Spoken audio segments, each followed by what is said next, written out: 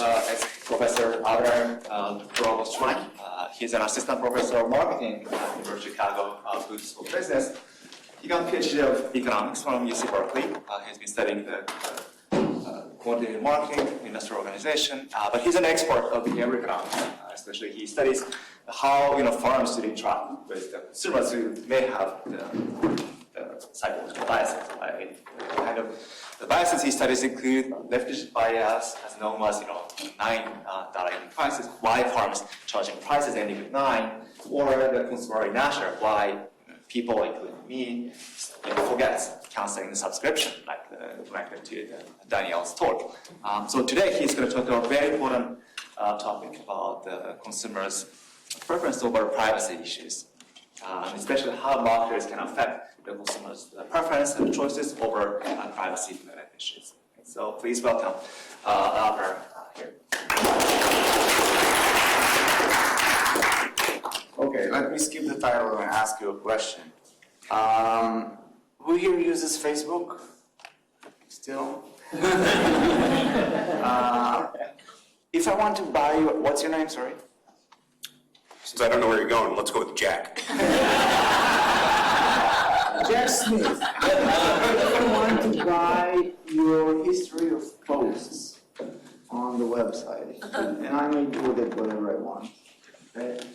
How much are you asking? I'll pay you.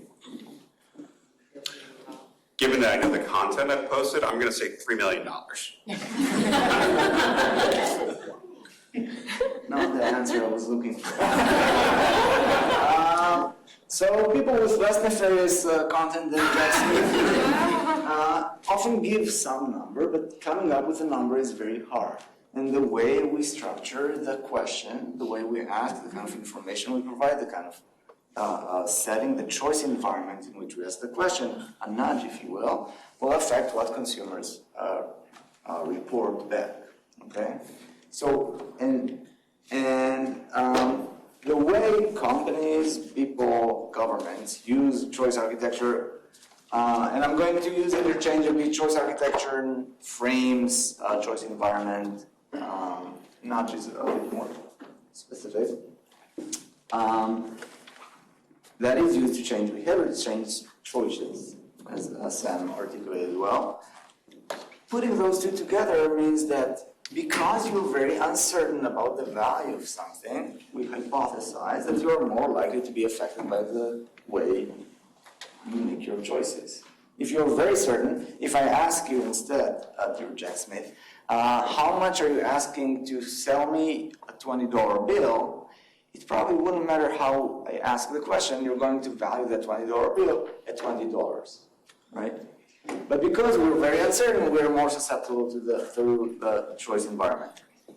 Now, another observation, and we're getting closer to what the project is about, is that placing a value on your private data is harder for some people than for others.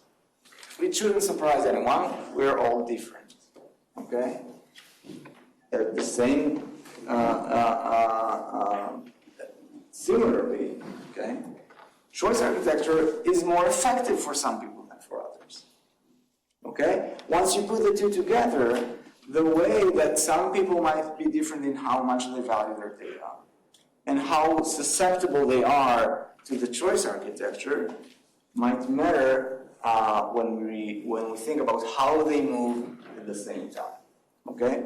And we're going to think about the implications of that interaction on the quality of data collected when you're trying to buy people's data. Okay? So let me take a step back. When we're talking about buying data, this is what you mostly see today. So what companies do, you go on some website, you need to consent to share, to install and share your private information. So you might see a choice environment like that, where here we go. Where you see, do you share your analytics cookies, functional cookies, etc., and they're all pre-checked. Okay, that's a choice environment choice, right? You're opted in to share. You need to opt out in order not to share. The company who does that, Cookie Pro, actually offers a service to its clients in maximizing the opt-ins. And we're going to maximize the number of consumers who will share the data. That's kind of the basic trick. Now we're thinking of a slightly different environment where think of a market for data, which starts to happen in some places which might be more prevalent in the future. Companies will buy data from us and then do whatever they want with it. Okay. Right now, we already sell our data. We sell it for products rather than for money, right? We give our data to Facebook, we get a better experience. We give our data to Google, we get better search results. We give our data to whatever, and we get nothing in return. But we're still doing it. Okay. So the thing I want you to take away from today's talk is that it's just a proof of concept that the way we think about the choice architecture will affect what kind of data companies get and what happens to the data. So we're going to start with answering two baseline questions, more on the consumer side. Okay? First, do people even have an idea of the value of their data? If I offered you $1 million, won't you sell me your posts? Probably you will. Your probably $3 million is not that accurate of I have a lot of life left to live, so. But maybe $3 million is a very precise estimate. Okay, $2,990,000 will just not cut it. Second of all, are they sensitive to the choice frames, to the choice environment? Then we're going to move to and take the data collector perspective. Okay, and now we're thinking, how does the heterogeneous susceptibility to frames? What does that imply for data collection? What does that imply for data quality? What does that imply for what companies who want to collect data need to do? I want to caveat here importantly, what we are not asking, and not going to answer either, is what is the value of data. Okay? There's no the value of data here. It's always context dependent. Who's buying it? What are they going to do with it? What kind of data is it? Etc., etc. What happens if there's a data breach? So forth and so on and so forth. Where you asking everything in the same context, the same kind of usage, etc. We're also not asking what is the effect of a choice frame. The thing we're going to do today is very hypothetical. It's very contrived. We're going to buy real data, but we're going to ask things in a very academic way. No company in the world will elicit people's valuation of data in the same way. Okay? But this is a proof of concept that those things matter. Okay? So here's Econ 1 kind of illustration. So what you see here is basically demand and supply curves. Okay? So the vertical axis is price, okay? And the horizontal axis is how many people share their data for that price. Okay? Why are the axes this way and not the other? Blame some economist in the 19th century. Okay? So the red curve is the demand curve. Okay? The company, here it's kind of flipped. So the company is willing to pay less as you get more and more data. Okay? The value of additional data point gets lower. Let's look at the dashed curve. That's a supply curve. Okay? More people will be sharing their data as the price goes up. Now, different choice frames will change the supply curves. Okay? We can imagine that the dashed one is the truth. We can imagine just one frame, it doesn't matter. Excuse me. Under a different choice architecture, more people might share their data. And that's why the solid line is shifted to the right. For every price, more people are willing to share. Okay? What happens? First, you can see that the kind of the equilibrium, the company in the dashed supply will sell will buy data for P0, and there's going to be less data bought than under the other choice architecture where it's P star, they pay a lower price, they get more data. Okay, so that's kind of regular goods interpretation. But now we want to also think about heterogeneity. We also want to think about the composition of data. So let's say we have blue consumers and yellow consumers. And let's say in the population, I know, they're a third blue, two-thirds yellow. You can see that if we move from the one choice environment to another, the composition of people sharing their data changes. And one way where that might happen is if the blue people, here they happen to be on average higher value, okay, they value the data more, they're also less impacted by the frame. And what that causes is that they are underrepresented when we increase, move the choice environment to increase the volume of data share. Okay? So this is what we're going to think about as the composition of data is a proxy for data quality. And why that mattered, just a quick example from something that happened several years ago. Amazon was developing an AI assisting tool for hiring, which was caused a huge problem for them, substantially and PR related, because they trained the algorithm on their past data. Past candidates were mostly male. The algorithm learned to discriminate against women. Okay, so biased data here, because they didn't correct for it, it's not impossible to correct for it, but if you don't catch it, you don't correct for biased data, you get biased decisions. Okay, so what we're going to do here, I'm going to skip the details, but basically we're going to buy people's real Facebook data. We're going to get Facebook users, and we're going to offer to buy their posts, their likes, their About Me page, etc. We're going to learn the heterogeneity of different people's baseline valuation and how susceptible to the frames they are, how susceptible they are to the choice environment. And we're going to study the trade-offs. So we have about 5,000 Facebook users that we recruit and buy, and here's basically how what kind of choice architecture we're talking about. So we tell everyone, we already chose the price for your data that we're offering. The price is between $0 and $95. That is fixed for everyone. Now we're going to ask you, let's say, here's an example about posts. Your Facebook posts and feed history from the last month. If the computer chose the price is chosen, okay? Computer chose the price. If the price is $50, will you share your posts? Yes or no? If it's 60, will you share your posts? Yes or no? Etc. Etc. There's nothing new methodologically here.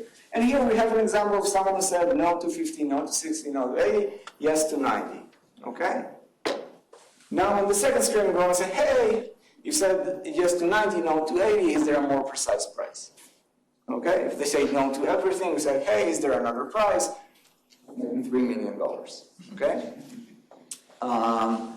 And what we change between participants is basically this price list. Okay? Some people will see the prices going from 50 to 100. Others will see the prices going from 0 to 50. Okay? And remember, everyone knows that the price is already chosen and it's between 0 and 95. Okay? So we train them to kind of report outside of that range on the second screen. The other thing is we're going to change the defaults. So some people, when they see that question, all the yeses are pre-checked, pushing them to report a lower price. Others will have a blank, very active choice, and others will have all the no's pre-checked. Okay? That's the classic kind of default choice environment. First question, do people have an idea of their data worth? Yes, they actually do. I was surprised, I thought it would be pure noise, but it's not. So people actually come in with some understanding of how much they want for the data. This is one way to look at it. Another thing that we change between participants is how long of data we're trying to purchase. So some people will ask your post from the last month, other we ask your post from the last year, other it's your post from since you joined Facebook, which is 5 years on average. And you see that the supply curves shift here, okay? The more data we ask for, the higher the price that the consumers are asking for. And this is between participants, so, okay, people respond here to something, they have something to look at. On the other hand, they're also very susceptible to the choice environment. So this is the same picture. Now, what is different between the different shapes and colors is it all the yeses pre-checked? Is it active choice in between? Or is it all the no's? And when it's all yeses, it leads people to ask for a lower price. And we get about 15% difference on average between the willingness to accept the price people ask for in the different conditions. More striking is if we change the price range. And now, if we show people 0 to 50, they ask for about 50% lower price to sell their data than if we ask for 50 to 100. Okay? Great. So now we sell the idea that people have an idea of their data worth, but they are very affected by frames. Now let's look at the two together, okay? And see what it implies from the company's perspective. So what we're going to do, without going into technical details, we're going to estimate what's called heterogeneous treatment effect. So we have a set of questions we ask every consumer who enters their experiment: their age, income, education, how much hours they spend on a week on Facebook, do they buy online, do they click on ads, stuff like that. All of those now identify each consumer, and we're going to look at what is kind of the average valuation that they will report under the different frames that we show, and what's the effect, maximal effect of the different frames for each consumer separately. And we're going to look at the kind of the joint effects for each consumer. Okay? We can then take those and project them. Think about what explains those differences, or what predicts those differences. And on the top here, you see what explains the average value. Okay, so for example, higher income, more educated, older consumers on average value their data more. Okay. At the same time, higher income, more educated, older consumers are also less affected by the frames. So now we get this negative correlation. You value the data more, but you are less affected by the frames. And that's exactly kind of the blue-yellow effect that I also happened to stumble upon in this illustration at the beginning, right? So that's what will create distortions in the data that you're buying, and it's going to create this trade-off between how much data you get, how many people share, and who shares. And this is kind of, this figure is not the most intuitive one, so this is just an example.